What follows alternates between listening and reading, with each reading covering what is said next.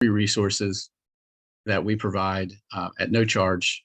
As a nonprofit, our mission is to equip teachers like yourself with educational tools and resources. So the Learning Center is how we form that teacher community.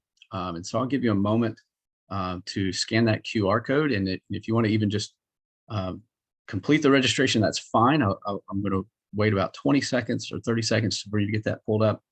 Or if you want to come back to this later, that's absolutely your prerogative. Today's session, as you might have read, involves an incentive, right? Because incentives matter. They're really important for each person who completes the survey at the end of this presentation. You will receive a $20 Amazon gift card, and that is courtesy of the Foundation for Economic Education. And we are happy and delighted to honor your time and your efforts to improve yourselves in your instruction. And so stick around, please, until the very end for this survey, and I'll make sure that we have time. This session ends at 4:40 my time in the East Coast, and 1:40 your time. So I'll be sure to wrap up so you have time to complete that survey for the gift card. Okay, so I want to share a few resources with you related to the Foundation for Economic Ed. As I mentioned, we're a nonprofit. And so in the future, keep us in mind. We really specialize in student programs. We can conduct those for your students virtually. And if you involve a school-wide or organize a school-wide program, we can even come to you in person. And the best part is there's no financial cost. So Foundation for Economic Education, FEE, been around since 1946. We're in North and South America providing student programs to educate young people about personal finance and economics. And some of our programs, real quickly, there's going to be a session later today by my colleague, Derek D'Angelo, who will go into a little bit more depth. I'm going to speed through this just so we can get to the lesson, but feel free to join that session as well to get a little bit more info. We have a wonderful program. If you work in a lower income district called Revolution of One, we would love to come and speak to your students in person or virtually to empower them to think like an entrepreneur, someone who's a self-leader, who could be motivated. A student who attends this session would be motivated to take risks and pursue dreams.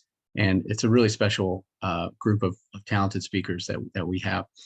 Economics in government, and what you need to know about money before 20 is probably my personal fave in terms of programs that we're offering right now to students directly. And if you have 24 or more of your closest teacher friends and can get them together for a teacher PD, myself or one of my colleagues would love to come out and conduct teacher professional development in person as well. So my contact information has been shared in the chat. Feel free to email me if you have a desire to pull some people together and organize a training. We'll come out and provide that at no cost to you as well, and provide teacher stipends and make it worth your time. Nevada, this is really exciting. I worked on a project this summer to provide on-demand professional development for you all. And Kyle, are we still able to see my screen? Are we good? Yes, sir. Awesome. 20 on-demand modules that are aligned to the National Voluntary Standards in Economics. These are for you, for teachers. If you just want to, I guess, level up your understanding of economics, and you're welcome to work at your own pace. These are designed to take roughly 1 hour. There's articles, videos, quizzes, all on Nearpod that you could use in your classroom. Ultimately, this is about improving your understanding of the topics that you're teaching as well. So check that out. That is free of charge and on the Learning Center, which, let me kick here to the slideshow mode, is fee.org/learning center. Okay. All right. And I'm going to hop out of that presentation and to the lesson, and to give you an overview of what this lesson is going to be about. There are 3 parts to this lesson. They're all very short. And as I mentioned earlier, there's a handout that goes along with it. And it's a 2-sided handout, easy to print and make copies of for your students. The first part of the lesson investigates how people make decisions about where they will live and work. And it uses some cost of living tools to do that, to help them think about their future selves, right? That's one of the most important lessons that we have the opportunity to communicate and help students better understand, is that there are 2 versions of themselves, right? There's the present self and the future self. And when it comes to making financial decisions, especially, but really all choices, it is so imperative that they begin to think that way, right? How my actions today, my choices today are going to influence me in the future is something that I need to be thinking about. The second part of this lesson today uses a fantastic tool called the BLS Occupational Handbook to help students explore future career possibilities and to consider future income realities. And then it's going to walk them through a comparative cost of living exercise, which you guys are going to have a chance to do here in a moment. And then lastly, we're going to look at some factors that help influence where people decide to live ultimately, why they make the choices that they do to live where they hope to live one day. And since you all are in Nevada, I wanted to make sure to hit the state standards here for you all. And financial literacy, we're looking today at decision-making, college and career preparedness. And in the economic standards, we're looking primarily at how to use indicators to make decisions about the future or to predict how the economy, one's personal economy specifically, may be impacted by the decisions they make. And then the national economy, how advancements in technology and investments in human capital specifically increase standard of living. All right, so Kyle, are you ready? We're going to do one quick chat poll. This is low tech today. I would like for you all to predict what state are 3 of the 5 fastest growing cities located in today. What state are 3 of the 5 fastest growing cities located in today? All right, go ahead and type your best guess into the chat. What state are 3 of the 5 fastest growing cities located in? And Kyle, when you think you've got a good number of responses, go ahead and share what you're seeing. Arizona, Utah, Texas, Nevada, California. All right. Yeah, Nevada has been on that list frequently in the past. You know, the census is, okay, what was that? Florida. Florida, yeah. Okay, well, the correct answer is Texas. And I'll show you that here on the next slide. Georgetown, Texas grew by over 10%. And this is from July 1st to 2020 to July 1st, 2021. So you know how the pandemic was shaking things up. We know there's been an exodus from California to lower tax states like Texas and Florida. And so you can see who else is on that list. A lot of those cities are in and around Austin and growing quite rapidly. I do not see my county. I'm from Cumming, Georgia, just north of Atlanta, and we were on this list for a long time. But I think all the growth is moving south and west of us now. All right, I got one more question for you. What state is the city with the fastest declining population? Okay, and you can type your response in the chat, but the answer is on the screen. And you can see, as mentioned, California, one of those high tax states, followed by New Jersey, New York. California for a lot of people here, Atlanta, because the cost of living has gone up so much, as Sheila puts. Yes, absolutely. I am experiencing that. We're not on the list of the fastest declining populations, but for sure. But feel free to unmute yourself if you have a suggested response to the next question. But why do people decide to move? Maybe in your own lifetime or in your experience, what is it that prompts people to move?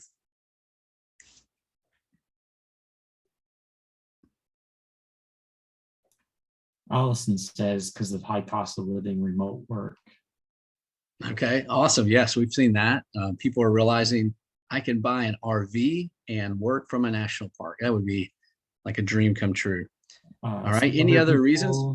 Some other people are saying family, climate, cost of living, job opportunities, better environment for kids, education. All right. Very good. One of the misnomers, right, about living in a free market system, and one of the things that we hear a lot about is influence or the emphasis on individualism.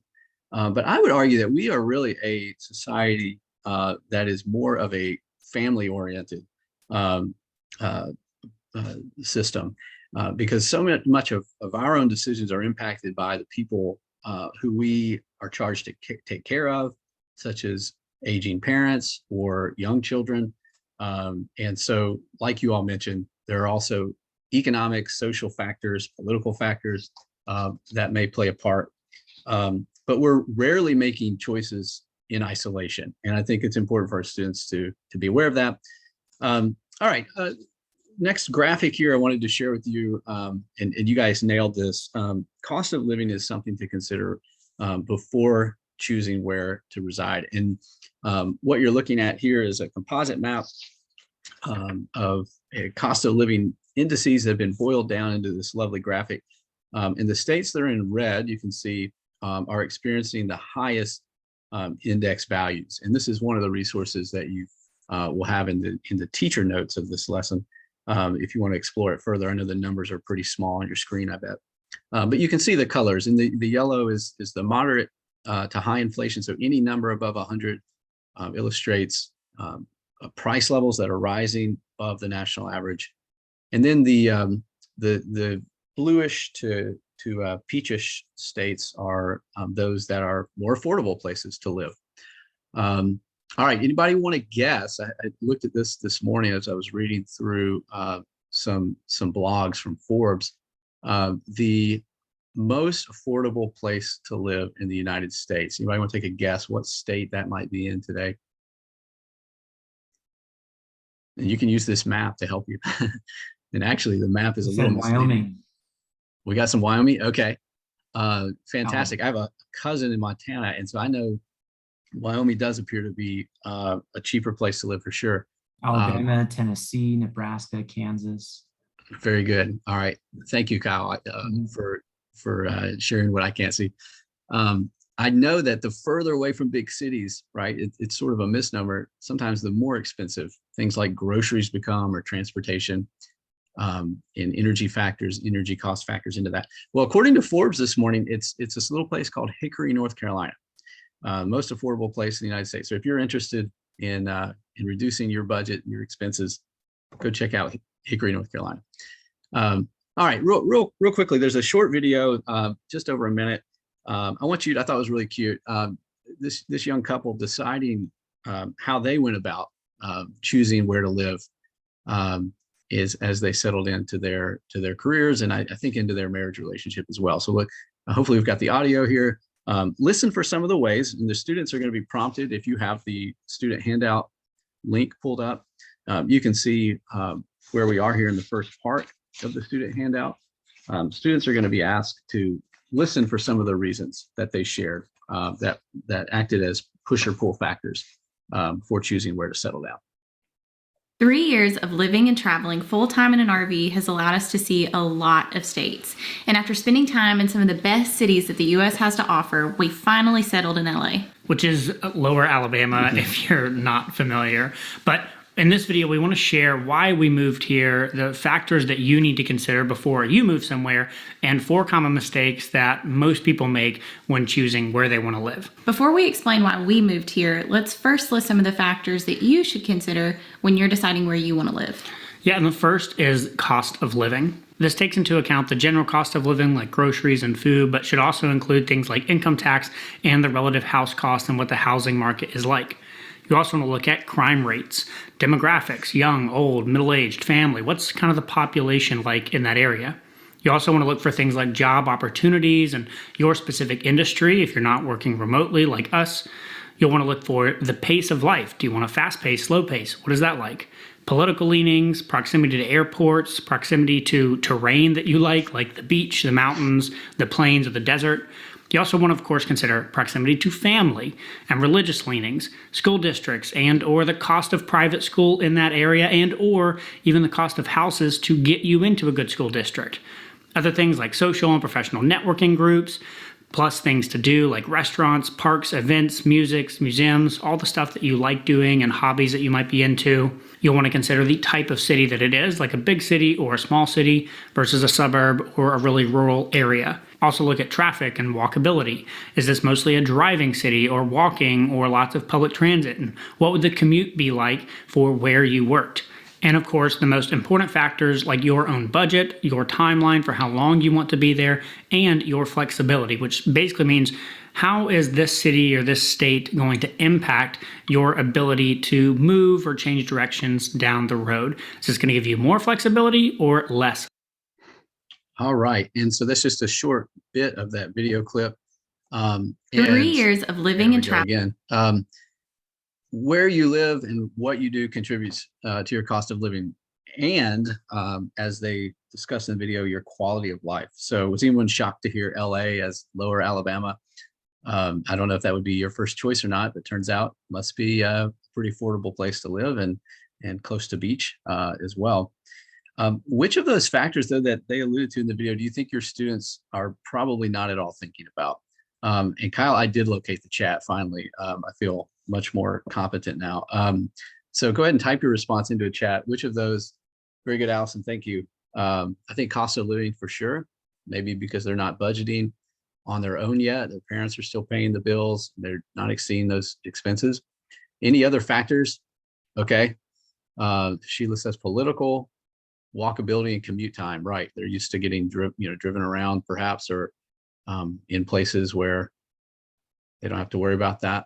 Awesome. Thank you, Jennifer. Cost of living. I agree with you. And I guess that was one of the frustrations that I shared, when fortunately in Georgia, students in public schools taking economics are generally in 12th grade. So they have some life experience and are also, I think, more politically aware. But they're also, they're still learning. And as ninth graders, they're like totally unaware for the most part. Now you have the exceptions, right? The students that come in who have like the Etsy businesses or have been mowing grass for years and they have some experience with earning income. But this is a hard connection. And Sheila says traffic. Yeah. Young people are not thinking about these opportunity costs, right? We wanted to give you a stipend today because you're here, you're attending this session, you had choices, your time is valuable. But the students just don't think that way. They're not thinking about their future selves, generally just the current self, right? Okay. Now, on the handout, the students are going to be challenged to think about this and ultimately, hopefully, start to create sort of a scaffold or framework for a process that they will utilize in the future. Okay, Kyle, I do have access to the chat. Let me see if I can, I'm going to repaste in this resource for you all. This is from usafacts.org. They use some data that the government provides to create some cool graphics. And I want everyone just to click on this resource and check it out for a moment. Now, the sliding scale on this website, usafacts.org, it compares the ways that different demographic groups, according to age, spend money. And there's some obvious differences on the screen that I'm presenting on. I can see that 22-year-olds are going to spend a lot more of their income on rent, whereas 40-year-olds are spending a lot more on owned homes. Okay, so take a moment to explore that website for a sec. And absolutely, Allison, elaborating on the disconnect between what parents are providing for them versus their potential job earnings as well. Okay, I would use this resource in the lesson that you're receiving today, you're going to be using this resource to give students hopefully the opportunity to explore for themselves some of these different categories. And hopefully this leads to some good conversation where students are seeing different budget categories. Obviously the big things like food and transportation and cell phone service and healthcare things. But there's some really nuanced categories within this resource. And I find it pretty fascinating how these spending categories change and in some cases how they don't change. So the lesson is going to encourage you to walk your students through this. What other observations are you having? And Kyle, I assume folks have the ability to unmute. Is that the case? They should. Okay. Feel free to unmute yourself and just share with the group what you're noticing, what sticks out to you as you slide that scale from the younger groups to the older groups. Either significant changes or perhaps a lack of change where you thought there might be. Okay. All right. Julie says in healthcare for sure. And so I think what you're seeing is healthcare expenses going up. Yeah, this is there are some very specific categories here. Okay, spending on gas may not change very much as a % of your budget. And I find that interesting too. We know teenagers are going to be much more impacted by gas prices than working adults with salaries or full-time jobs. Okay, and very good, Jennifer. You're pointing out that some expenses are going to blossom and bloom in your young adult life, and then they're going to evaporate. And you won't see them again. Hopefully, like college tuition, but more and more we're seeing people into their 50s and 60s paying college tuition. Okay, and renting homes, yeah, very good. So students are going to have an opportunity to explore some of the differences here. And I just think that's a really fascinating resource. And since this is a professional development, I'm going to take the liberty of moving on here a little bit. And first, I want to rearrange my screen here for a sec. Okay. All right. And the next resource is moving into part 2 now of the activity. Okay. So hopefully in part 1, you've given students a vision. Okay. Where is your future self going to live? Oh, okay. I have a future self. What expenses is your future self going to face? Oh yeah. Okay. So the bills or the things I'm buying today aren't going to be so significant. There are going to be these other categories that I want to evaluate. And I doubt you have time in your class to do like a current budget assignment and a future you budget assignment, but part 2 is going to get sort of close to doing that. And perhaps you'll find the time to implement it. So if you're following along in the student handout, I am going to move down into part 2 now, and I'm going to show you a really cool resource that I love using in class, the BLS Occupational Handbook. And feel free to keep those chats coming if you have questions. We'll try to do my best to keep an eye over there too. All right, so the first step in this assignment, in part 2 of this assignment, is for students to identify an occupational group. And one of the light bulb moments for students in my classroom when I did this similar assignment was, oh my goodness, there are a lot of different occupational groups, right? Some of these I may not have heard of before, such as production or protective service. What is this? I was on a session earlier today as a part of this conference that identified the fastest future career in terms of growth and number of jobs in the home care and personal care services. So kind of like nursing, home nursing, that type of thing. And it makes sense as our population ages out, and the baby boom generation, is of course getting to that point of retirement and needing home health care and so forth. The students are going to select an occupational group. And I'll switch over to the website here in just a moment, but feel free to do that for yourself as well. And I'm going to repost that to the chat so that you can do that if you didn't copy these at the top of the session. All right, there's the occupational handbook link. Go ahead and open that up. The second thing they're going to do is within this occupational group, they're going to choose a specific occupation, and then they're going to identify some key details that are going to inform them a little bit more about what's needed to do this type of work and how the future economy may impact what they're able to do. All right, so let me bounce out of this real quickly, and I'm going to pull up the BLS handbook. So you've selected a group.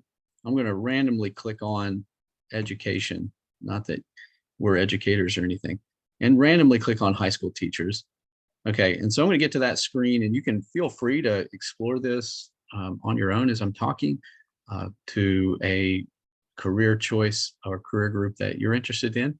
And what students are going to see is the median pay. Of course, this is national data, so you can point out that this is really going to vary based on where you are, what tax revenues are like in certain areas. Property values influence this, of course, in this profession. And then you're going to have students, and they're on their handout, they're going to be recording what is the occupation that you've selected, what type of median pay could you expect, what does this work out to on an hourly scale, and that might involve your students using a calculator to divide this by the number of working weeks. And for high school teachers, of course, that's going to vary. You're not working 52 weeks a year. But then also to find the educational requirement for that career choice. Okay, so there's a really cool section in step 4 is going to prompt us to find that how to get there. All right, so let me bounce back to the presentation. Feel free to keep exploring that website. Okay, so step 4 is to select the pay tab. Go ahead and identify that if you have this website pulled up.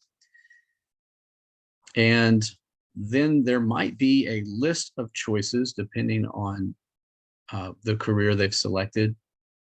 And you want them to just hone in on one of those. Okay, I'm projecting an earlier search that I did looking at healthcare jobs and jobs for people in the medical field. So as nurses or as PAs, physician's assistants specifically, you might work in an outpatient center or a hospital or in the office of a doctor or even for a public service. So just have your students hone in on one of those, select them, and then they'll be recording that future income on their handout. Okay, and then that data is going to be really important because step 5 is going to utilize the next tool in this activity. That is the comparison cost of living calculator from bankrate.com. And I'm going to post that into the chat as well. If you want to follow along step by step, you can click on that cost of living calculator next.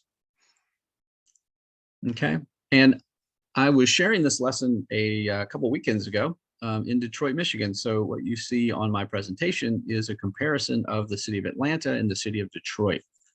So you're going to ask students at this point to think about where they might want to live, and this could be their current city. So if you're in Reno, Nevada, or Las Vegas, or wherever you might be, then you think about where you potentially could live in the future.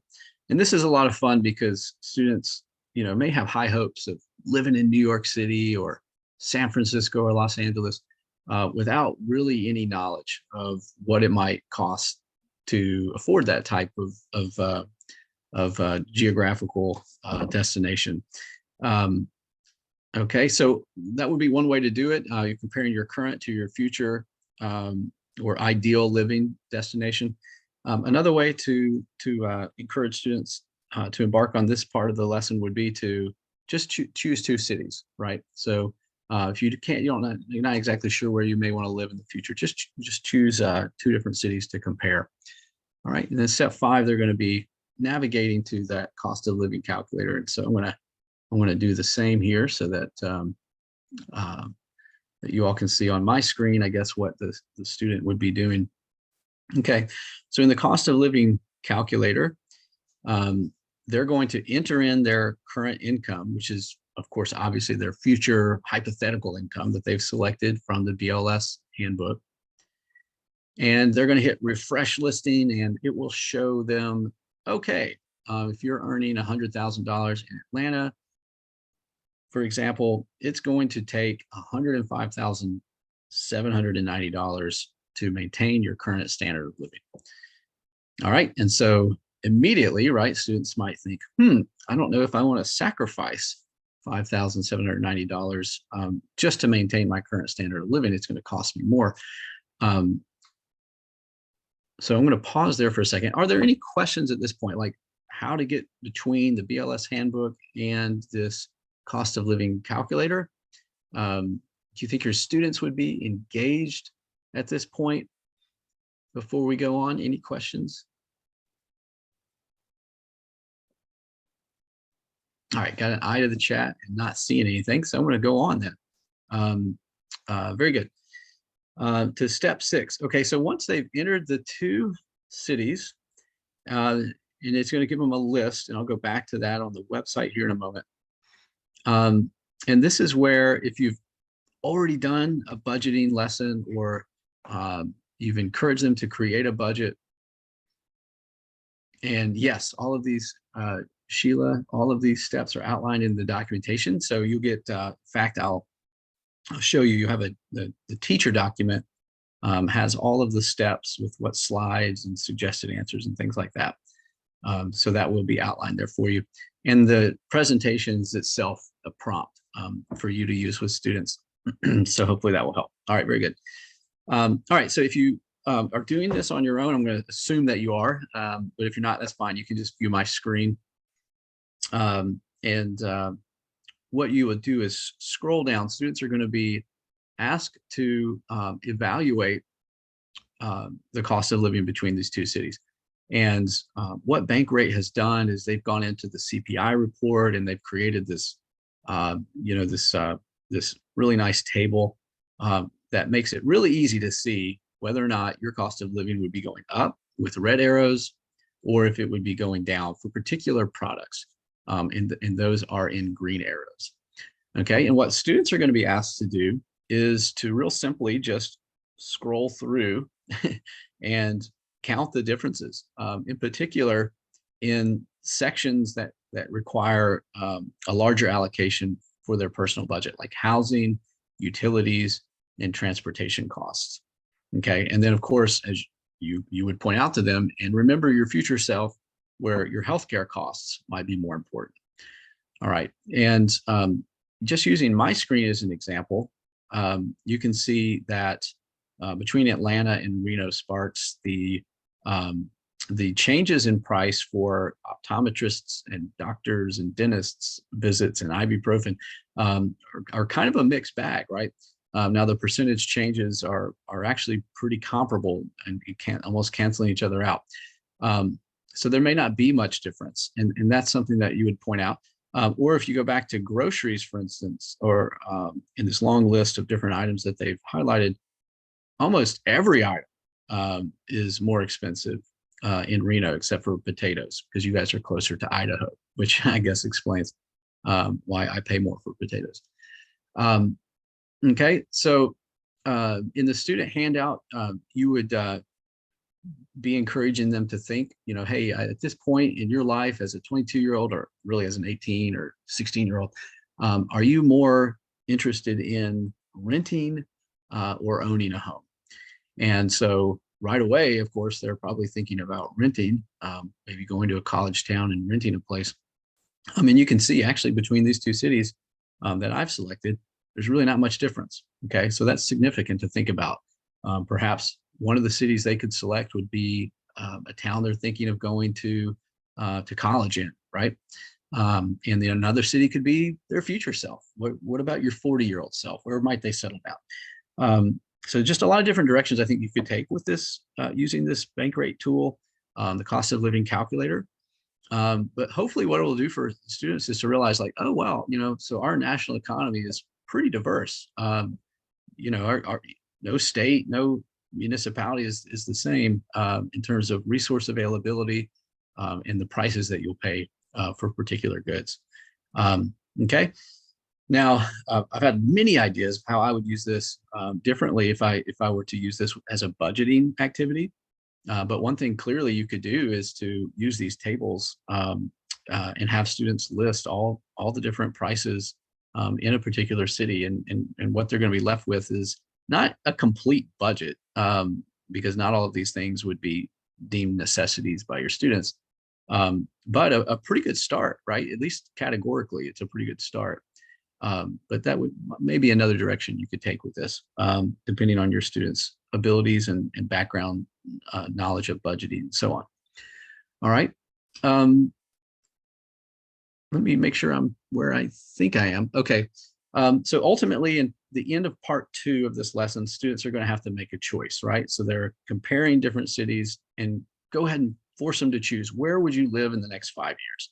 Just based on what you're seeing in front of you, where would you choose to live?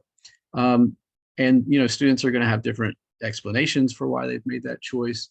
But you may prompt them to unpack that a little bit. As cost of living is an important value to them, then they would probably opt to live in the cheaper city.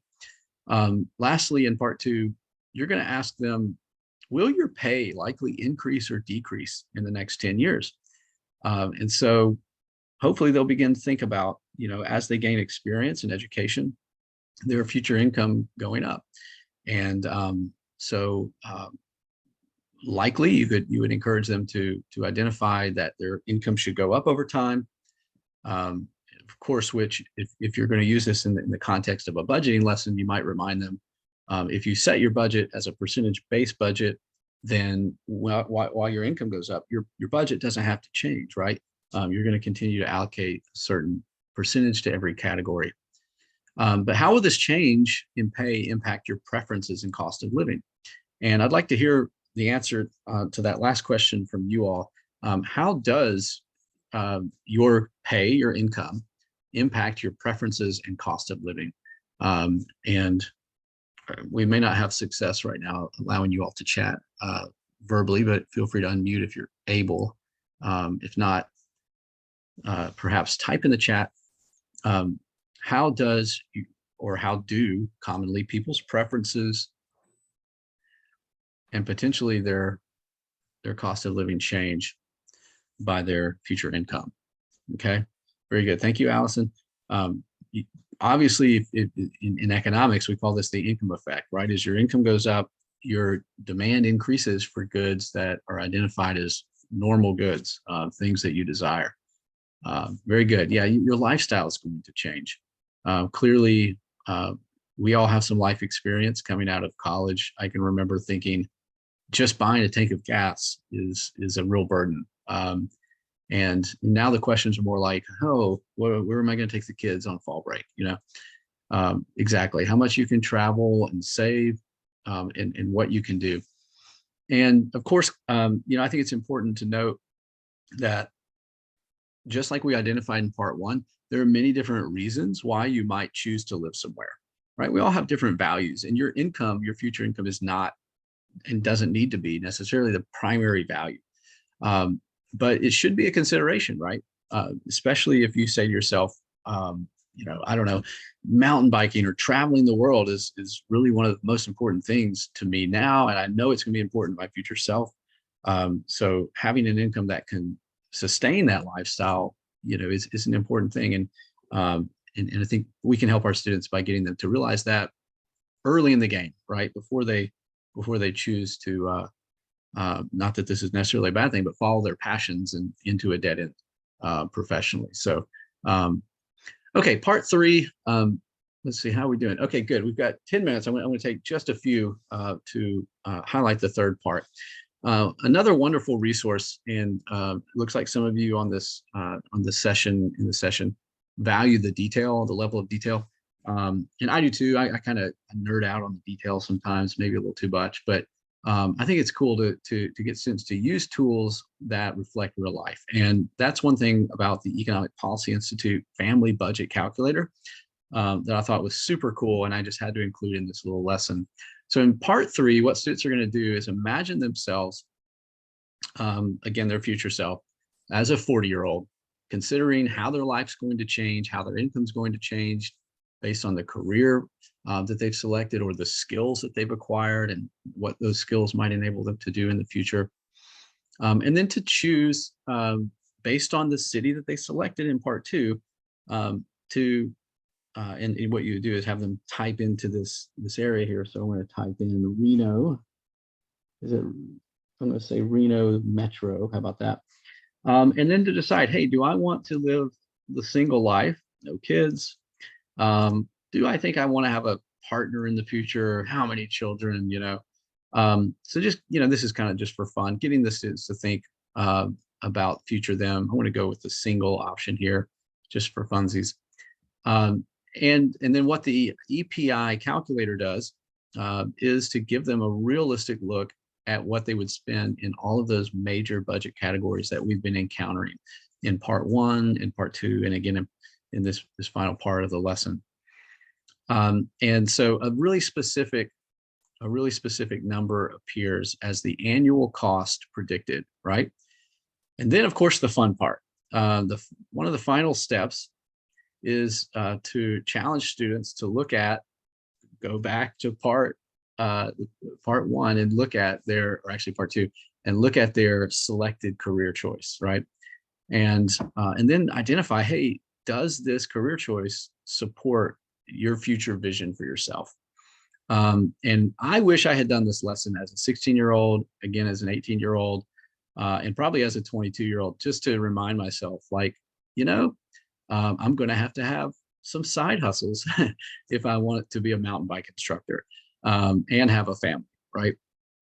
So just a fun way to kind of conclude the lesson is to have students envision their future selves, and then to use, again, the tools are out there. You don't have to invent them, but to use the established family budget calculator to see if that dream is even a possibility.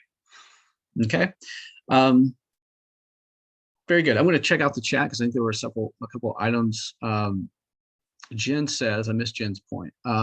This is so helpful even for retirement planning for us teachers. Absolutely.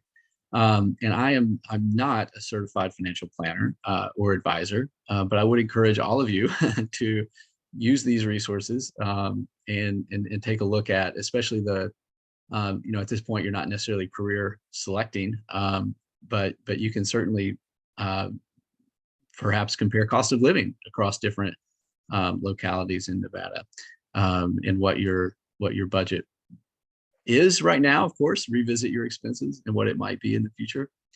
But very good.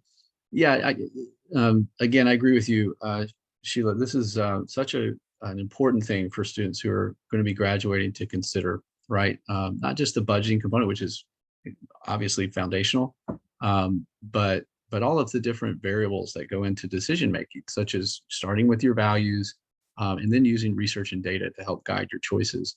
And I think that's an adult skill, and it's one we can probably not do enough of in class. Okay, the very, very last suggested part of this lesson, I get caught up here in my slides, is a resource if you're not familiar. It's pretty cool. It's called Numio, and it's actually kind of a crowd-sourced way to capture data. You can enter in the prices that you're experiencing in your current place of living, and it keeps track of sort of a cost of living by locality based on data that people volunteer themselves. But what I really like about this resource is the option to explore variables other than cost of living, such as quality of life variables. There's a property price index, which helps them to see, again, more about the physical cost of where they're going to live, or the explicit cost. But then there are other indices such as crime index, healthcare index, pollution, traffic, and so forth. And the very last question in the lesson asks students to just explore this drop-down menu and to see which of these, like you all pointed out earlier, probably not traffic index, but which of these is intriguing to students and which might they utilize to make choices about where they'll live in the future. Okay. All right. So as promised, I need to jump over to the survey link and I will post that in the chat. I'll also just project it here. This QR code. This is going to take you to a survey whereby you will enter your email. It doesn't have to be your school email, but your preferred email, so that I can send you this Amazon gift card as soon as we get off this call. That $20 gift card will go to whatever email address you enter in there. You've got my Twitter address there, and my email was dropped in the chat, and I'll add those two things again. And I'm sorry, I'm a little slow. Here's the survey link in the chat as well, if you are not reading the QR code. So I hope this lesson and these resources have been helpful to you. It is important, I think, to show students that there are tools out there to help them make choices as they branch out, as they spread their wings and explore the next stage of their life. If there's anything I can do for you in the future, please let me know. My full-time job now is to help support teachers who teach economics and personal finance. I think that we are actually, Fee is going to be coming out to Nevada at some point, possibly this summer, to do some PD. So stay tuned. If you've joined the Learning Center, then you will be in our teacher community and you'll be aware of those events. And I'll enter that Learning Center website in the chat as well before we go. The session's going to end in just a few minutes, so take the last few minutes to complete the survey for Kyle in the conference organizers. And if you are interested in receiving that gift card, then please complete that TA or the TFA forms that was dropped into the chat. And I would love, if you have suggestions for how to improve this lesson or questions, feel free to email me. I will be responsive to you, and would love to hear more from you all and what you guys are doing in the classroom. So thanks for coming to this session. Kyle, did you notice how many attendees did we have? We have somewhere around. We have about like 20, I think. 20. About All right, 20. that's awesome. Great. Yeah, some people coming in. So yeah, really appreciate you. Great presentation, Joel. Hopefully seems like everyone grabbed something that they are going to implement in their lesson plans. All right, very good. Well, thanks for your help again, Kyle. As I got used to the platform. Yeah, So, no problem. And the poll thing, it had to be set up, I guess, before the day even started. It was not set up, so I apologize. is that right? Okay, no worries at all. All right. Yes. Okay. Julie, I'm going to drop the link for the doc with the lesson where that's all outlined for you. Yes. In fact, this is going to be a Google folder, and it's got the teacher instructions, the student handout, and the lesson presentation. And let me know if that doesn't work for you. Yes. And Sheila, thank you. In the Canvas resource are all of these links, I believe, as well. I believe Miss Janie has set those up in advance. This room number was room 20. Yes, thank you, Kyle.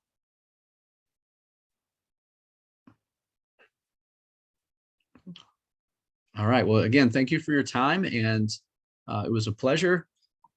You should be receiving an Amazon gift card within the hour. So don't spend it all in one place. Remember your future self. You should save and invest for that long-awaited retirement. All right, you are very welcome, Allison. It was my pleasure. All right. All right, thank you, and thank you, Kyle. Yeah, no problem. Thank you, sir.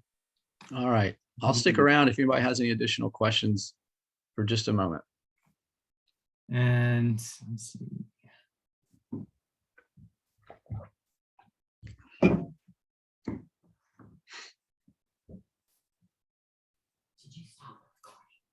All right, cool. Kyle, thanks. Lisa, good luck. And I'm going to stop sharing here.